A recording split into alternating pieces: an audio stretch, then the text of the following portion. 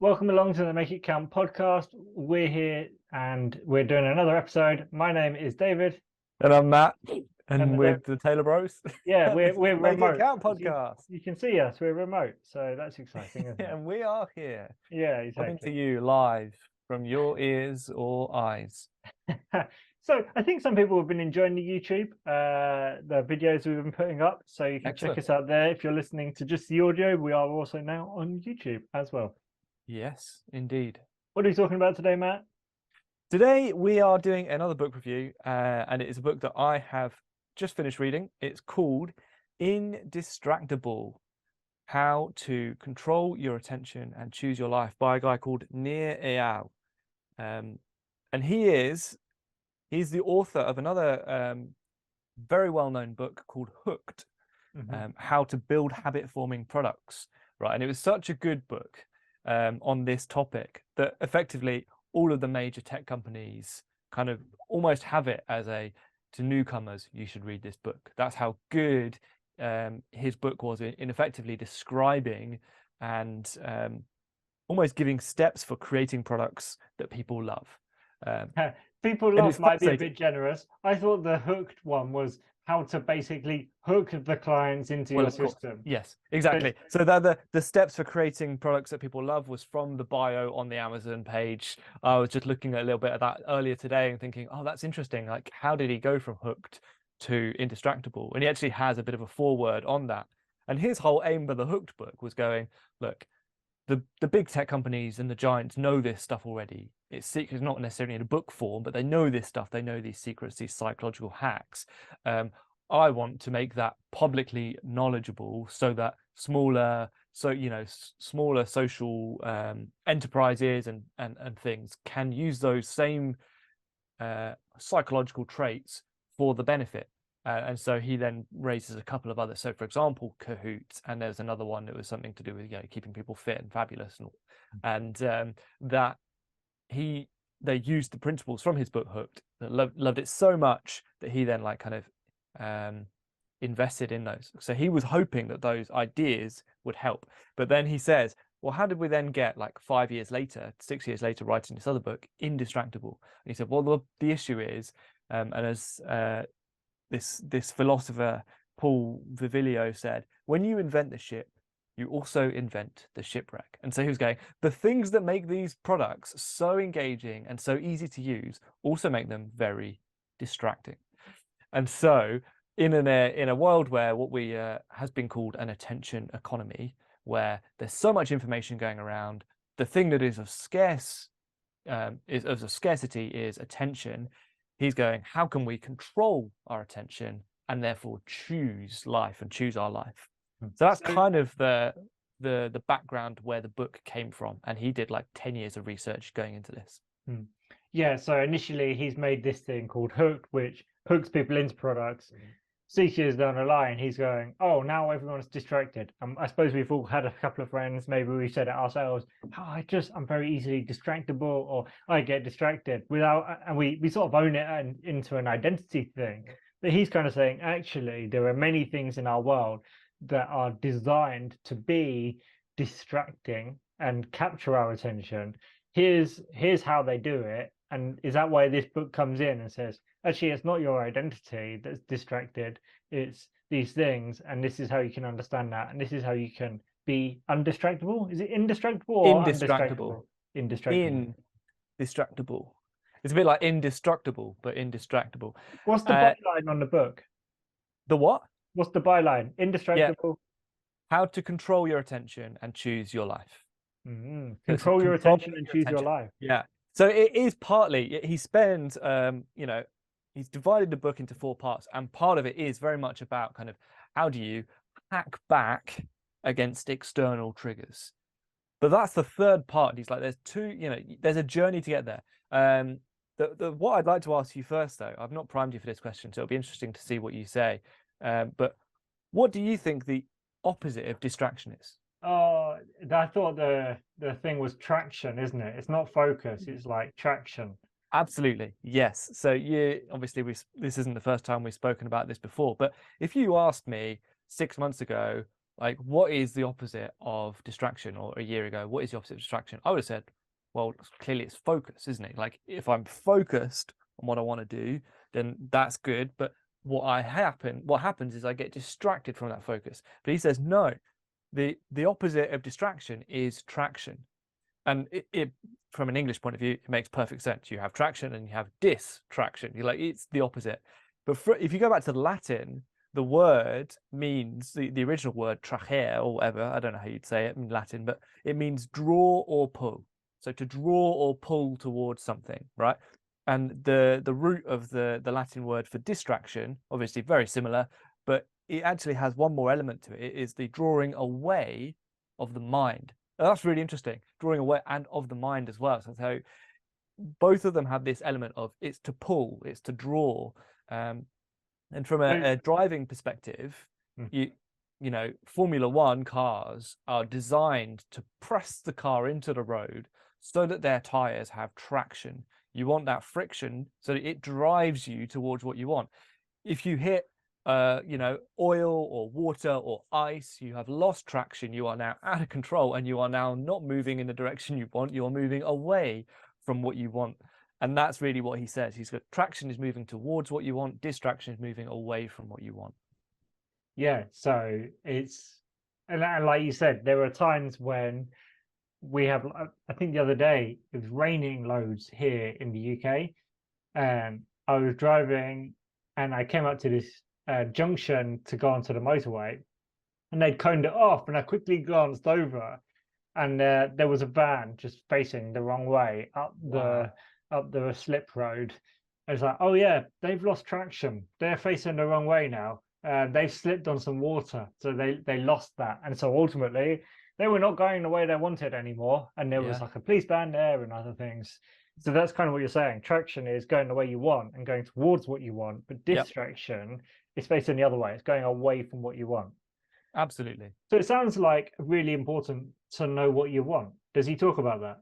Precisely. He does talk about that. And that actually comes in part 2 of the book. So he has this diagram, and I don't know whether you don't want to look at, well, I'll show you my notes page. It's a nightmare, it's a mess. But what he has is he has a 4-part diagram, and in 2 axes, and you've got coming down from the top internal triggers, and so there's an arrow coming down from that, and coming up from the bottom is external triggers. So, and then they meet in the middle, and then they go outwards, and one direction is traction and the other direction is distraction. And so implicit in that model is both internal triggers and external triggers are active, and both of them can either lead us towards traction or towards distraction. And so he then goes through each part of these as a part of the book. And so he first says we've got to master our internal triggers, because it's all well and good blaming the phone, blaming the notifications, blaming the person who's just interrupted you, but actually often what's at play is there's an internal trigger as well. And really what he says is a lot of that comes down to discomfort. We have some kind of feeling of discomfort that has been caused by something, and we then want to get rid of that feeling of discomfort. And he even goes so far as to say, and this is kind of where he's laying out a little bit of his philosophy and building on other people's philosophy, even going back all the way to Epicurus, who basically says that all of the root behavior, or the root of all of our behavior, is the drive to relieve discomfort. And as Epicurus says, you know, by pleasure we mean the absence of pain in the body and trouble in the soul.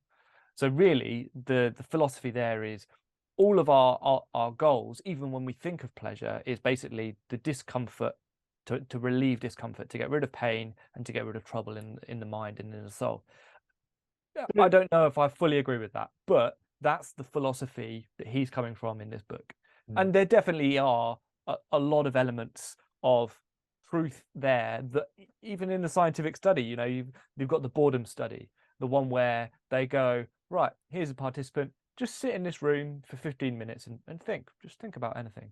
And here's a button, you know, we'll test it beforehand. If you press that button, it will administer a small electric shock to yourself. But, only we're not asking you to do it. We're not telling you not to do it. Just so you know, that's there. And what they found is 67% of the men in that study and 25% of the women shocked themselves at least once, and many did more times. And the finding, or the way that the researchers sort of summarized their findings, where they said, people prefer doing things to thinking, and the untutored mind does not like to be alone with itself. And I think what they mean by the untutored mind is really the mind that hasn't been trained in how to be with itself, not someone that's never been to school. And so inherent in us is just this, I don't really like to be here sitting doing nothing, or thinking, the discomfort of just being alone with ourselves. And there's that Blaise Pascal quote from how many hundreds of years ago, which is a similar thing, of so many of the problems of humanity just come from people's inability to sit with themselves in a room. So we have all these like stimuli acting on us, like external ones. We smell something, or that smells really good, and we want to eat it or whatever. But you're basically saying, hey, we got to become aware of those internal ones and master the internal ones first. And ultimately, I find this quite difficult. So I try not to have my phone with me all the time. Sometimes what I do is I manage to leave it across the room. I know, crazy, Wow. crazy talk. I know, this is like, but sometimes I'm also really lazy, and I can't be bothered to go across the room to go get my phone. But that's like the only time I would notice that trigger, when it's like, oh, I'm going to reach for my phone. Oh, it's over there. I can't be bothered. But something has like twigged me in my head. Something's happened that's made me want to reach for my phone. But if I had my phone nearby, I wouldn't have noticed that. I would have just reached for it, and now I'm in the phone, and I'm sort of assimilated into the screen world. And so I think it's quite difficult to become aware of those internal triggers. One, when they happen, and two, what actually happened that made me uncomfortable in that moment, that made me reach for my phone. What happened that made me go, I need to eat a cookie right now instead of whatever. And so I wonder if he talks about ways of becoming aware of it, because in my head, the only way is by abstinence, right? So the only way I can become aware of like my eating habits is by fasting for a day, and then realizing, oh, I was going to have some food right now. Why was I going to have some food right now? That's interesting, because this is not a mealtime, Yeah. So yeah, he does. And I don't know how much to go into the weeds with all this, because that genuinely, like, this first part of the book is dense. There's a lot in it, and because I think that's where a lot of the hard work needs to be done. I could probably summarize each of the other parts of the book in a sentence or two, but this one, there's just so much there, because it's like, exactly as you said, see, doing the hard work of understanding what's going on inside is not easy. In a sense, he summarizes it by going, a lot of what he's drawing upon is what's called acceptance and commitment therapy, ACT. And there is a bit of a process here. The first one is basically to step back, to notice, then observe, and then as you observe an urge or a temptation or some discomfort, instead of fighting it, instead of following it, just observe it, and then watch it as it basically goes by. Almost imagine you're watching it on a stream as it goes by. And there's so many different ways of practicing this. Mindfulness definitely comes into this, where you are becoming aware of literally physical sensations in your body, and you can do that either as a practice, kind of, I'm gonna they call it, I think, what do they call it, a body scan, where you kind of focus on like your attention on your toes and then your feet and then your calves and your thigh all the way up, and that just allows you to kind of, in a sense, in a funny way, reconnect your brain with your body, because we spend so much of our existence up here, neck up, screen only, or phone only, and all about the eyes and ears and the mouth and the brain, and not about the body. And so part of it is actually just, we need to learn how to reconnect with our body and recognize that when we start to feel anxious or discomfort in some way, almost invariably there will be some kind of physiological sensation going on. Tune into that. And so there's just practice that needs to be done. And there's so much he dives into as to that. But I would say if you really want to get a book, it's a good first section. And it's probably, I remember getting to the end of that first part, I'm going, in one sense, oof, and in another sense, I'm going to need to read through that again to get the best out of it. So some of it is that being able to sit in that uncomfortable place, which is interesting because it almost sounds to me like you need some traction to get more traction. Like that initial, I think of some people in my head that it's like, well, they're distracted. They're like constantly from the moment they're on it, they're waking up, they're looking at their phone, then they're listening to the radio, then it's noisy, there's more information, and they're at work, they're engaging with people, everything. They get home, they're watching TV, Netflix, chatting to more people, they lay down. It's like, well, at what point was there going to be a moment of like awareness of I'm distracted? What's my internal trigger? There's just so much distraction there from like everything and noise and input that there's no way. And so it's like, oh, well, actually, you need to almost craft a space to be like, hey, you just need to be on your own and think about nothing for 10 minutes, or like, just try and settle down. There's like a tornado in your head right now, and so that's quite interesting. 100%. I would say that's a perfect lead in to really the next section. And I think I want to talk through all four. So we've spent quite a long time on that first one. The second section in the book is kind of making time for traction. And the key tool he talks about is this thing called time boxing, or really what you would have called just back in the day a diary or a calendar, where you literally go, not only are these the things that like the appointments that I've got, but this is the time I'm setting aside for this, for that, and the other. And I totally agree with what you're saying, because effectively what is necessary if we're going to even identify these internal triggers is first set some time aside for stillness and planning and reviewing. And so he goes, you can't say you're distracted unless you can say what you're distracted from. And so unless you have literally said, at this time, I'm going to be doing this, you can't say whether you're distracted or not, because you didn't set a plan, you didn't set an intention, you just had maybe a wish.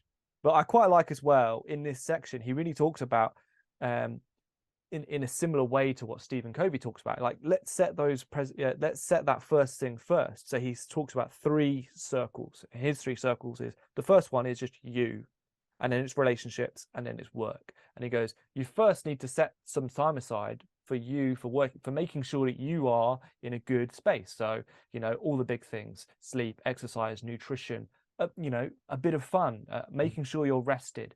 Are you setting aside time for things that make you good, make you healthy, make you rested, so that you can show up? And that's just, that makes sense. If you are burning the candle at both ends so that you can meet work and also meet everyone else's needs, at the end of the day, you will be exhausted and you'll do no one any good. And then the relationships one, he said again, time box things for relationships. He has this really stark statement in the book, or quote, and it's one of those ones where it's like highlighted, it's separate from the body of text, it's kind of popped out, and he goes, this is how friendships die. They starve to death. I thought that's really interesting, because of course we all think of the big argument, friendship dying, or like this happened and there was a rift. But I would probably side with that and go, if you were to number it, the vast majority of friendships don't die because of some big argument or some falling out. The vast majority of friendships die a slow death of starvation. And then the food of friendship is really time together. How do you make that happen? You have to schedule it, basically, is what he's saying. Yeah. I mean, I think there was that study, wasn't there? I can't remember where it was, but I've heard it from a few different places, that to go from someone who is like an acquaintance or someone you just met to a friend is about 90 to 100 hours. Yeah. And then to go from a friend to like a close friend is like another 100 or like 200 hours. And it's like, oh, like there are other things, there's openness and, things like that. But ultimately, it's a time game. And that's what NASA found, and that's one of the things they do is, for a while, they were sending these astronauts up together who'd never spent like intentional deep time with one another. And now they're like, okay, we're going to send them on these things that they have to do for like 10 days. And they're just in these tight confines and they've only got each other. Because most of us can put our guard up for about 4 or 5 days. But about day 6, about day 7, they were like, this is when the real stuff comes out, the conflict that has to get resolved, the character clashes. But then you work through it. You think, well, oh yeah, like 10 days, how many hours is that? Oh yeah, automatically they're hitting those times. Yeah, true. And so I suppose there's something to be said for that week away with your friends doing something, a bit of an adventure that actually can really bring people together. Absolutely. And he talks about this really cool practice that him and like some other couples have done. I don't know if they're still doing it, but basically it was once every 2 weeks, they gather together, they have food together, and they actually have a topic for that meeting that they're going to discuss. And so he said the great thing about the topic or the question is it kind of gets you through all of the boring, normal, small chat that can happen. So it gets them to the meat straight away. The food, obviously, it's something enjoyable to, and the fact that it's regular, and unless you have a big thing, you basically have committed to going to that. And it's once every 2 weeks. It's not every week, it's doable, but it's a regular enough cadence. And I just think sometimes, and even for example, with romance or something, with a romantic relationship, it does, putting something on the calendar doesn't necessarily feel that romantic and spontaneous, but actually it makes it happen unless someone's got a good reason. And so there definitely is something to how committed are we to our relationships, to our friendships? Find some people that you go, I really want to invest in them, and see if you can really prioritize those relationships. And by doing that, you go, we're going to put it on the calendar. And it kind of goes back to the thing, tell me show me your calendar, show me your wallet, and I'll tell you what you value. So if you don't have like social engagements with people regularly on your calendar, or time with family, or whatever, do you really value those things? Are you doing that? And of course we want to, but are we actually doing that? And that's part of what he's saying. He's saying follow through with your best intentions. This is how you can do it. So I don't know if you've got any more points to make, but I just, that idea of, if you don't know what you're distracted from, you're not distracted. It's really profound, because we've all had that moment when it's like, well, I want to spend less time on my phone, or I want to watch less TV. And ultimately, you're not going to change because you've really just created a void. You're not moving towards something else. You're not saying, actually, I want to do this. I want to read more. Okay, now there's a chance that you might do that. So you need to put some other things in place. But actually, if that's your ultimate desire, then that might happen. Whereas if you just say, I want to do less of this, it ain't going to happen. Why? Well, if you think it's a distraction, what's it really distracting you from? And if you haven't worked out what you ultimately want, it can't just be a negative thing. I want less TV. I want, I'm picking on TV and the phone quite a lot, but they're common things, Yeah, 100%. Exactly. And I think the way that I would summarize the way that my perception of what this book was going to be to what it actually was is I came to it going, oh, brilliant. This book is going to teach me how to not be distracted by all these things. So, AKA, I was thinking freedom from distraction. But this book is actually going, no, freedom to get traction for what you want. I'll quickly skip through part 3 and 4. I know we're coming sort of towards the end. And part 3 is hacking back external triggers. And that's basically what I thought the book was going to be completely about. But he only spends one part of it. And he just says, there are things that we can do. You can hack. I quite like the way he talks about it. He says, you can hack back at the tech. So, they're trying to hack you with the psychology. You can hack back at them, with email, with group chat, and even at work, with meetings. You can change your notification settings. You can change what's on your home screen. You can change what's on your work laptop home screen. Literally, after having read this, I've made some basic changes. I literally removed all of the icons off of my desktop except for like 1 or 2, and put this little quote on there which was in the book, which is a little motivator to go like, actually do what matters most. And with my phone, I got rid of a bunch of apps that I wasn't using. I got rid of some that were using but were just in a way that wasn't maybe in line with what I want, and I just feel a little bit more attuned to, great, I'm using this as intended. It is serving me, not I am serving it. So that's kind of part 3, and it speaks for itself. And then part 4 is prevent distraction. And his main tool for that is using a series of different pacts, PACTS.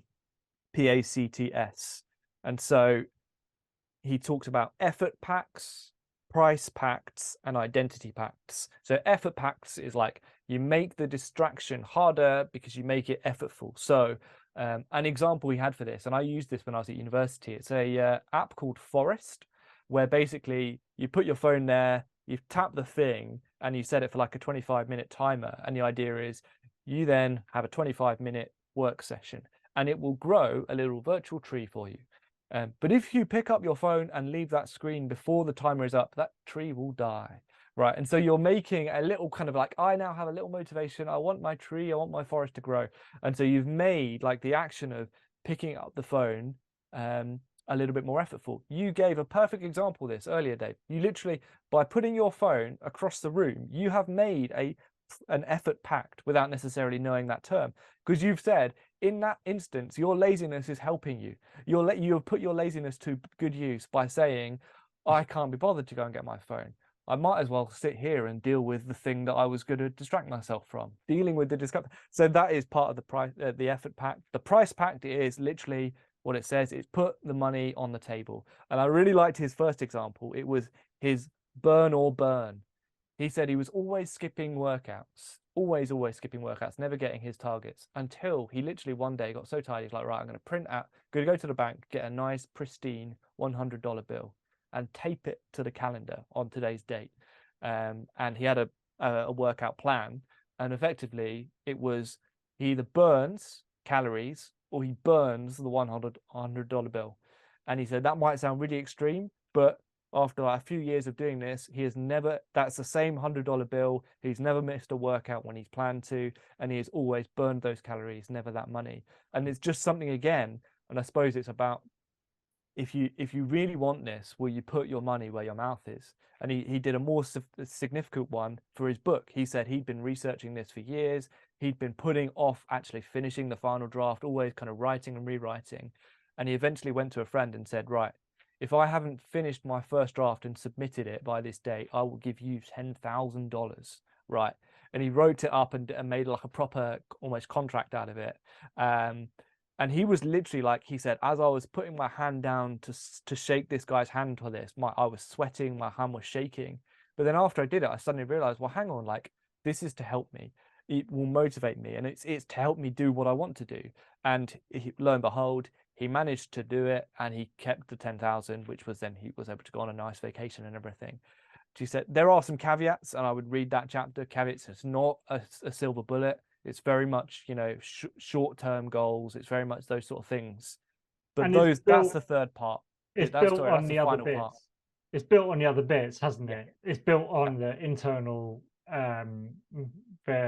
internal triggers, mastering them, making time for traction, hacking back external triggers, and then preventing distraction with packs. And the final one is the identity pact. And that literally is that thing of what you believe about yourself actually kind of becomes true.